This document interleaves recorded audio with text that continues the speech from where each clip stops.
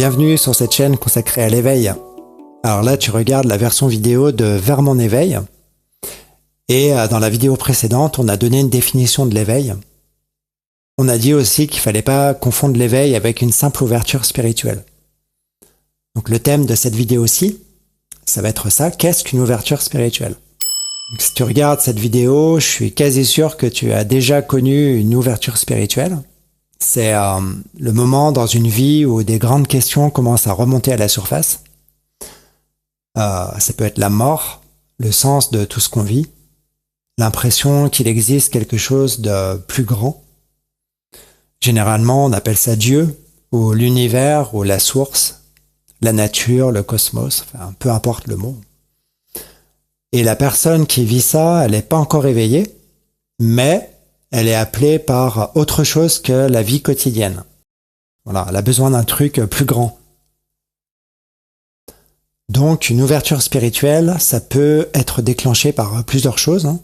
En numéro 1, je dirais le fait d'avoir eu une enfance difficile. Quand on a connu des galères, on grandit plus vite que tout le monde. Et on est moins porté sur les divertissements. Donc, tout ce qui nous détourne de la voie spirituelle, on va dire. Ça donne des gens plus lucides, moins conditionnés par la vie quotidienne, la société. Donc on parlait de Krishnamurti dans une autre vidéo, bah voilà, c'est ça, une enfance difficile, santé fragile, adoptée à l'adolescence, déracinée de sa culture. Alors il peut y avoir d'autres choses qui te font vivre une ouverture spirituelle, bien sûr, comme le fait d'en avoir marre d'un schéma qui se répète encore et encore. Alors tu me diras, pour la plupart des gens, le schéma il continue jusqu'à la mort. Mais pour certaines personnes, il y a quand même un déclic qui se fait à un moment donné.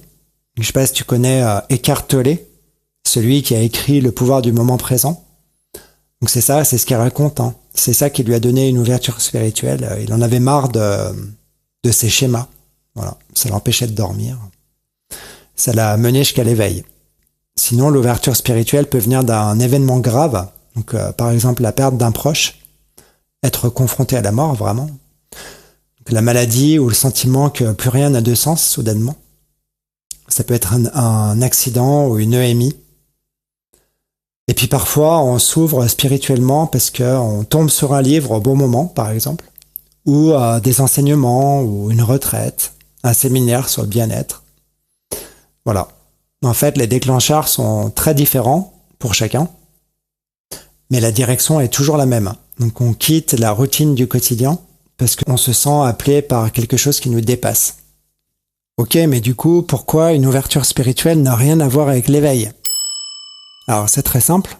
Quand tu connais une ouverture spirituelle, tu es toujours identifié à ton moi. Donc, dit autrement, l'ego est toujours au centre de l'expérience. Tout ce que tu vis tourne encore autour de toi-même. Donc, c'est ça la différence. Et c'est justement là où se situe le danger. Car tu crois être devenu spirituel, alors qu'en réalité, l'ego a juste trouvé un autre terrain de jeu. Donc avant, tu étais obsédé par le travail, la recherche de l'amour ou l'argent, et maintenant, c'est la spiritualité.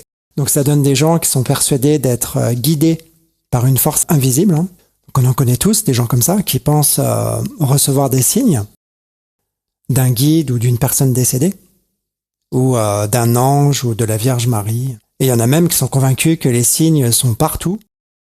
Donc ils guettent les synchronicités, les heures miroirs. Mais tu sais, ça peut aller loin cette affaire. Genre, il y a des gens, ils vont suivre toutes les plumes qu'ils trouvent par terre, et ils vont être convaincus qu'un ange leur a confié une mission spéciale. D'ailleurs, ça les bouleverse sur le coup, ça les transcende. Ils ont l'impression que la plume, c'est un trésor. Sauf que 5 minutes après, évidemment, ils oublient. Ils vont à Starbucks et ils s'engueulent avec leur meilleur ami. Donc preuve que c'était pas si important. La plume. Alors j'en rigole, mais il faut bien comprendre ça, c'est important. Ça peut aller loin. L'ego peut t'emmener très loin. Qui peut te faire croire que ce que tu vis est unique, que ce que tu ressens est extraordinaire, alors que l'histoire est la même pour tous. Tout le monde vit les mêmes histoires, sous des formes différentes, bien sûr.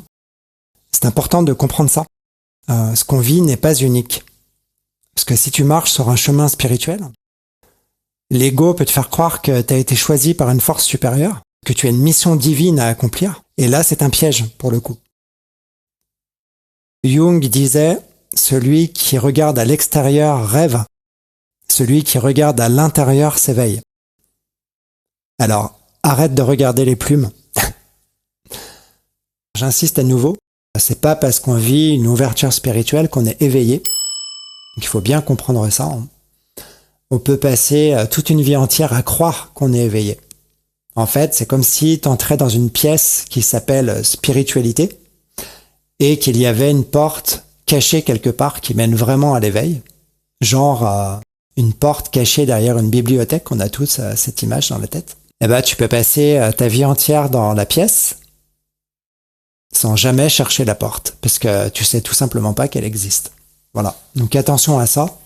C'est pas parce que tu crois en Dieu, c'est pas parce que tu reçois des signes de l'univers ou de tes guides, ou que tu dialogues avec des anges ou des défunts que tu es éveillé. Voilà, ça n'a juste aucun rapport.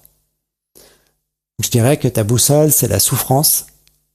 Tant que tu continues de souffrir, de te poser 36 000 questions, d'être obsédé par toi-même, d'être pris dans le même schéma encore et encore, c'est que t'es pas éveillé. Allez, dans la prochaine vidéo, on parle du moment de bascule, donc ce voile qui se déchire entre un moment de la vie ordinaire et l'éveil. Oublie pas de t'abonner.